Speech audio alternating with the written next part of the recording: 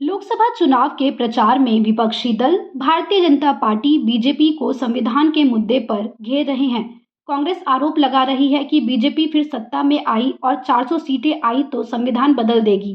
PM Modi ने आरोपों पर पलटवार किया है। पीएम मोदी ने कहा कि संविधान के साथ धोखा गांधी परिवार ने किया है। उन्होंने कहा कि संविधान बनने के बाद सबसे पहले संविधान बदला पंडित नेहरू ने सबसे पहले संशोधन किया और फ्रीडम ऑफ स्पीच को रेस्ट्रिक्ट किया।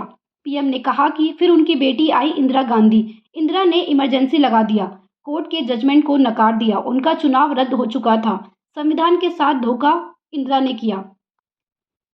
साथ ही पीएम मोदी ने आगे कहा कि फिर आए उनके बेटे राजीव गांधी। वे भारत की मीडिया को कंट्रोल करने के लिए एक बिल लाए। देश की मीडिया और विपक्ष ने हो हल्ला किया तो बच गए, लेकिन तब तक वो संविधान की मूल भावना के खिलाफत करने गए। उन्होंने राहुल गांधी पर हमला बोलते हुए कहा कि संविधान की कोख से निकली हुई सरकार होती है।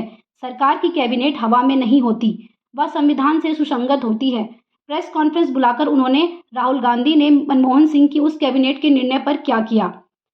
साथ ही पीएम मोदी ने कहा कि वे राहुल गांधी कागज नहीं फाड़ रहे थे, वो भारत के संविधान के टुकड़े कर रहे थे, वो बाबा साहेब की पीठ में छुरा भोंक रहे थे, वो संविधान निर्माताओं की भावनाओं को चूर चूर कर रहे थे। उन्होंने कहा कि उनके परिवार के हर मुखिया ने संविधान के साथ ये बदतमीजी की है, उनका संविधान शब्द बोलना भी पाप लगता है। पीएम मोदी ने आरक्षण को लेकर सवाल पर कहा कि जहां तक भारतीय जनता पार्टी का सवाल है, हम धर्म के आधार पर आरक्षण नहीं देंगे, ना ही होने देंगे।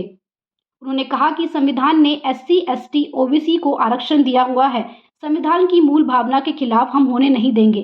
पीएम मोदी ने कहा कि संविधान सभा की भावना था कि किसी भी हालत में वे धर्म के आधार पर आरक्षण स्वीकार नहीं करेंगे।